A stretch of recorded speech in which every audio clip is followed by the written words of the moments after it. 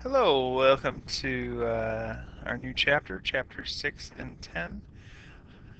Today what we're going to do is we're going to learn about the law of cosines. You guys have already seen it before in Algebra 2, but c squared equals a squared plus b squared minus 2ab cosine c.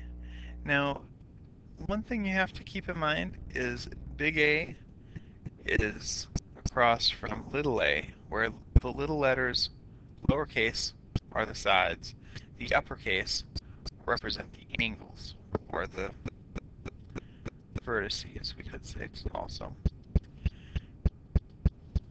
Now, first we're going to look at a proof.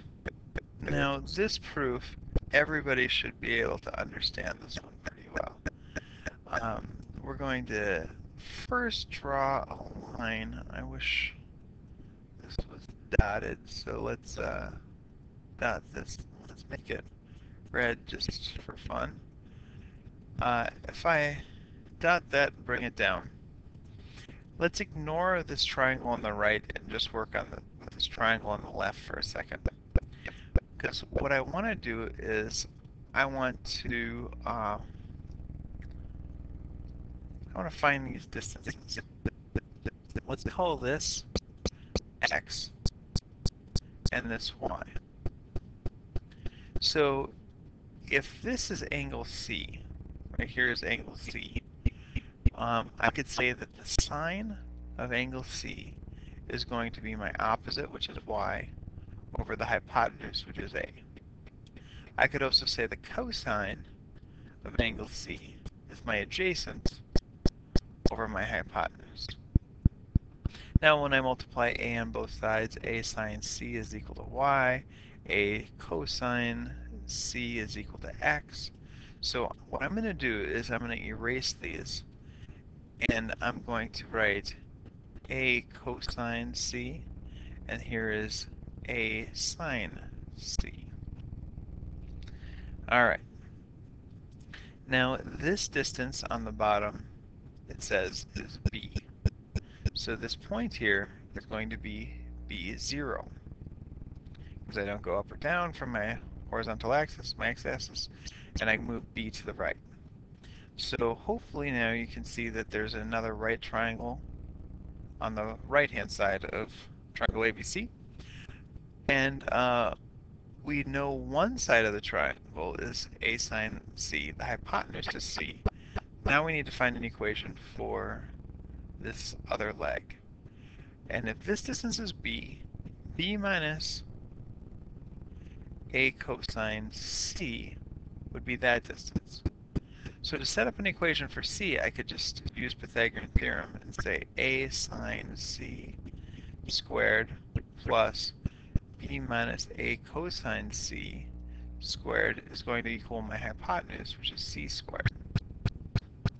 So when I square this, it'll be a squared sine squared C.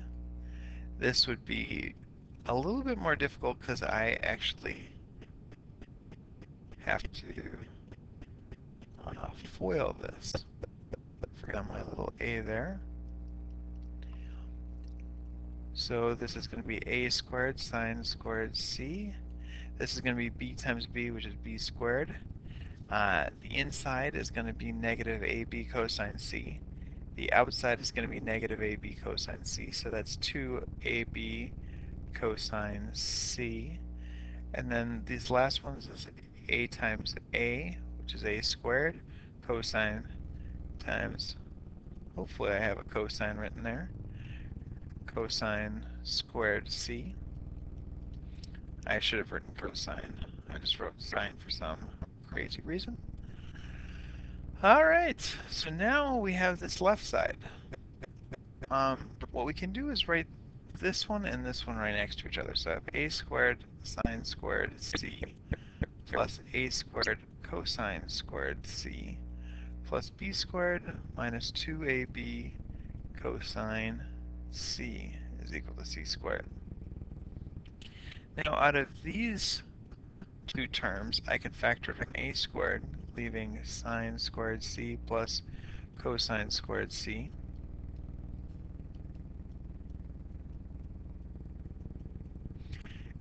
This equals 1. So I have a squared plus b squared minus 2ab cosine c equals c squared. And that is our law of cosines from this page. C squared equals a squared plus b squared minus 2ab cosine c. All right, pretty nice proof. You gotta like that. All right, now we use the law of cosines when we have a side angle side situation and we want to find the opposite side. So take a second and try to find GI here. So pause the video and do your best to find GI. All right, hopefully you're done and you wrote something like this on your paper. Now I have to take out my calculator and see how this works. 9 squared plus 7 squared minus 2 times 9 times 7 times the cosine of 29. So c squared is equal to 29.7979. Now, one of the biggest mistakes is people writing this answer was 29.7979. Now, obviously, if this is 7 and this is 9, this side could not be 29. So what we have to do is square root that to find the value of c. So 4.45 is our value for c. Our next one, pause the video, do your best. Hopefully everybody got 37 squared plus 69 squared minus 2, that's not a good subtraction sign, times 37 times 69 times the cosine of 39.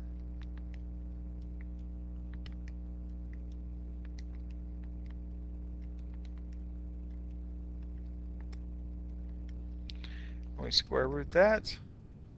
So C is the 46.5.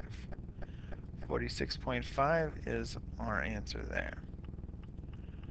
All right. Now we can also use the law of sines if we have an SSS situation.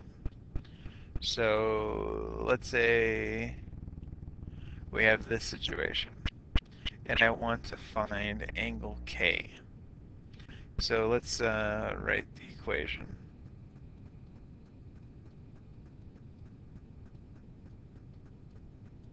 I don't know why I put those in parentheses, but it's fine. So we want to find K, so that value is K. So this value over here is our little c. So that's 6.3 squared equals 8 squared plus 11 squared, and those can actually go in any order. So if you're confused on where the 8 and 11 go, don't think about it too much. Now I can subtract 8 squared and 11 squared from both sides, so I'd have 6.3 squared minus 8 squared minus 11 squared equals negative 2 times 8 times 11 times the cosine of k. I could do this on my calculator, which would definitely simplify it. So this would be negative 145.31 is equal to negative 176. So I divide both sides by negative 176.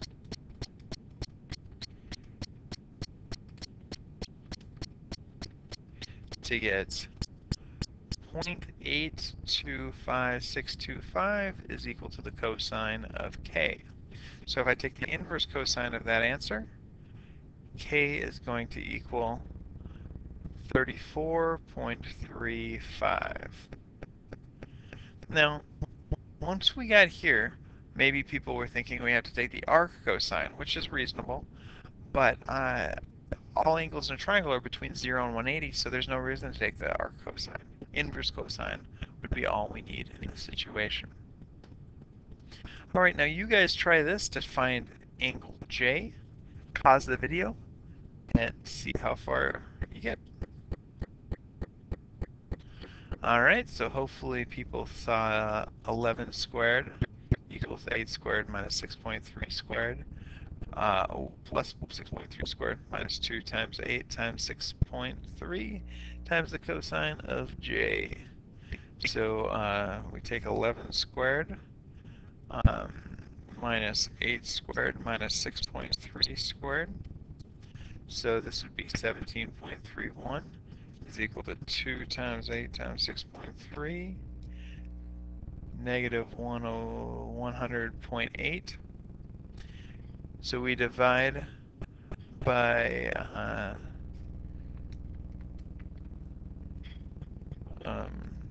negative 100.8 to get negative 0.1717 is equal to cosine of j. So the inverse cosine of that answer is 99.89. So j is equal to 99.89. Now we could find the other side, because we have 34.35. We wouldn't want to use the law of cosine again, because if we add these two up, subtract from 180, we'll get the third side. All right, here's a new problem. Let's see if you can solve it. Side S of triangle RST, where R is 31, T is 15, and S is 43. Take a second, pause the video.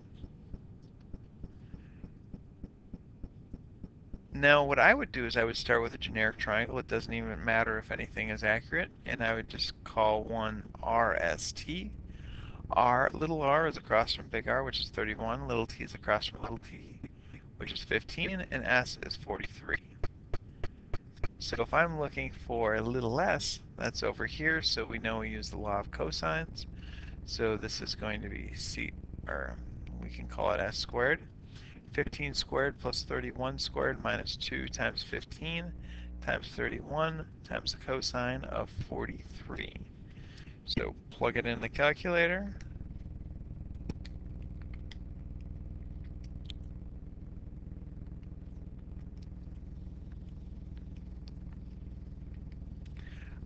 .505, and if I take the square root of that, so s squared is equal to 505.84, and the square root of that, s is equal to 22.5.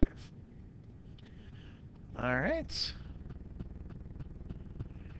Now try this one, angle D in triangle BCD, where we have those values. You draw your generic triangle, BCD. Oh, pause the video and see how well you can do on your own. Little b is 12, little c is 8, little d is 7. Angle D is here, so that's going to be 7 squared minus 7 squared is equal to 12 squared minus 8 squared plus 8 squared minus 2 times 12 times 8 cosine of D. So that's 7 squared minus 12 squared minus 8 squared divided by negative 2 times 12 times 8 equals cosine of D. Now I just did all of the algebra with the numbers here all at once. That might be a little confusing, so you might have to take that one step at a time. So this would be negative 159 divided by negative 192. So if I take the inverse cosine of 159 over 192, I get 34.09. So D is equal to 34.09. That's my angle. Should throw a little degree sign up there. All right.